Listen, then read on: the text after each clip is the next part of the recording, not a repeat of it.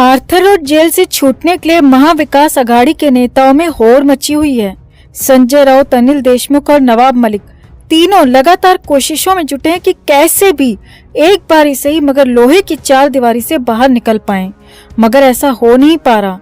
संजय राउत और नवाब मलिक का तो जो होगा सो होगा, मगर इस वक्त अनिल देशमुख पर जो बीत रही है वो सबसे बड़ी खबर है, सबसे बड़ा अपडेट है, क्योंकि महाराष्ट्र के पूर्व गृह मंत्री अनिल देशमुख को अपने ही बेटे के हाथ सबसे बड़ा धोखा लगा है।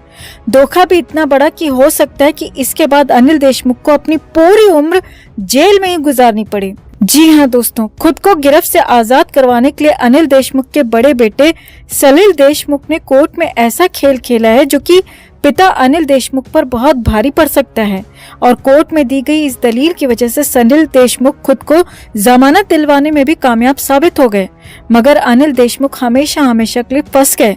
तो क्या है पूरा मामला? आखिर सलिल देशमुख की कौन सी चालबाजी पिता अनिल देशमुख को कभी भी जेल से बाहर नहीं आने देगी? आपको बताते हैं सब। आप भी वीडियो को लाइक और शेयर कर अपना प्यार और सपोर्ट दिखाएं, और कमेंट में इसे लेकर अपनी बात, अपनी राय जरूर रखें। चैनल के साथ जुड़कर चैनल को सब्सक्राइब कर हमारी आवाज बने। तो दरअसल मुंबई की विशेष अदालत ने महाराष्ट्र के पूर्व गृह मंत्री अनिल देशमुख के बड़े बेटे सलिल देशमुख को मनी लॉन्ड्रिंग के मामले में जमानत दे दी है। कोर्ट ने ये राहत सलिल देशमुख को कोर्ट में पेश होने के बाद दी है। पीएमएलए एक्ट के तहत दर्ज मामलों को सुनने के लिए फरवरी में गठित विशेष अदालत ने ईडी की ओर से आरोप पत्र जमा कराने के बाद सलिल देशमुख को समन जारी किया था। सलिल देशमुख अनिल देशमुख के बड़े बेटे हैं और उनके साथ इस मामले में आरोपी भी बनाए गए हैं। सलिल ने अदालत में पेश होने के बाद अपने वकील अनिकेत निकम के जरिए जमानत अर्जी दी, जिसे कोर्ट ने स्वीकार कर लिया और सलिल देशमुख को बड़ी ही आसानी से जमानत मिल भी गई। अब जमानत अर्जी में दावा किया गया है कि सलिल देशमुख के खिलाफ लगाए गए आरोप तथ्यहीन है। अर्जी के मुताबिक सलिल को इस मामले में गिरफ्तार किया ही नहीं, वो हमेशा जांच में सहयोग करते आ रहे हैं। वहीं दूसरी तरफ ईडी ने कोर्ट में सलिल की जमानत अर्जी का विरोध किया और कहा कि ईडी की तरफ से उन्हें 2 बार समन जारी किया गया था, लेकिन वो दोनों बारी पेश नहीं हुए। जांच एजेंसी ने कोर्ट में ये भी कहा कि अदालत ने फरवरी में सलिल को समन किया था, लेकिन वो अब 9 महीने बाद पेश हो रहे हैं।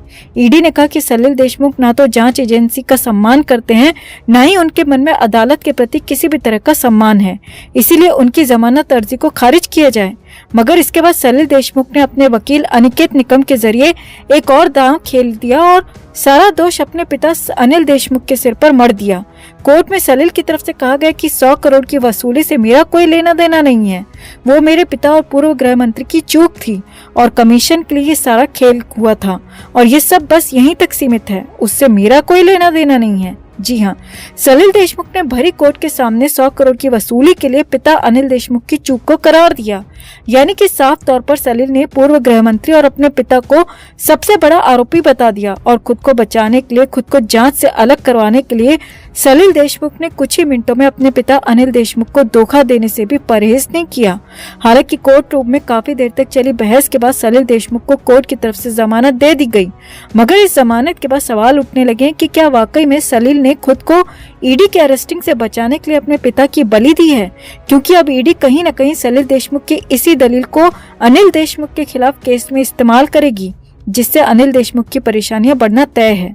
यहाँ आपको बता दें कि मुंबई के पूर्व पुलिस आयुक्त परमवीर सिंह ने महाराष्ट्र के पूर्व गृह मंत्री अनिल देशमुख पर वसूली का आरोप लगाया था, जिसकी जांच सीबीआई भी कर रही है।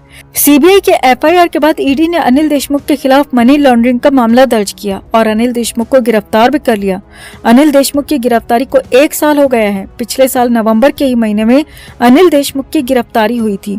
वहीं पिछले महीने यानी अक्टूबर में पीएमएलए कोर्ट की तरफ से अनिल देशमुख को जमानत मिल गई थी, मगर सीबीआई कोर्ट ने जमानत नहीं दी, तो अनिल देशमुख पिछले 1 साल से जेल के अंदर ही बंद हैं। वहीं बेटे सलिल देशमुख ने बड़ी चालाकी से खुद को केस से भी अलग कर लिया और गिरफ्तारी से भी बचा लिया, मगर सलिल देशमुख की ये चालाकी अनिल देशमुख की कब्र में आखिरी कील साबित हो सकती है, और हो सकता है कि अनिल देशमुख को अपनी बची हुई जिंदगी जेल में ही बितानी पड़े। तो सलिल देशमुख की दलील पर आपका क्या कहना है? क्या राजनीति में वाकई में कोई किसी का सगा नहीं? एक बेटा भी अपने पिता का सगा नहीं? खुद को बचाने के लिए क्या वाकई में सलिल देशमुख ने अपने पिता की बलि दी है? आप भी सलिल देशमुख की इस दलील पर अपनी बात, अपनी राय कमेंट में जरूर रखें, और वीडियो को लाइक और शेयर कर अपना प्यार और सपोर्ट भी जरूर दिखाएं। महाराष्ट्र में लगातार कुछ न कुछ अपडेट हो रहा है, कुछ न कुछ बदलाव हो रहा है।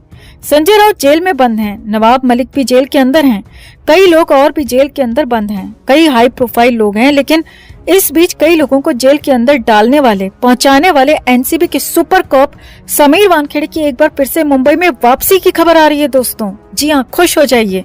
वही समीर वानखेड़े जिन्होंने पूरे बॉलीवुड की लंका लगा दी थी, नवाब मलिक को कहीं का नहीं छोड़ा था और यहाँ तक कि कई लोगों को अपने रडार पर रख लिया था, उन्हीं समीर वानखेड़े के वापस आने की खबर है।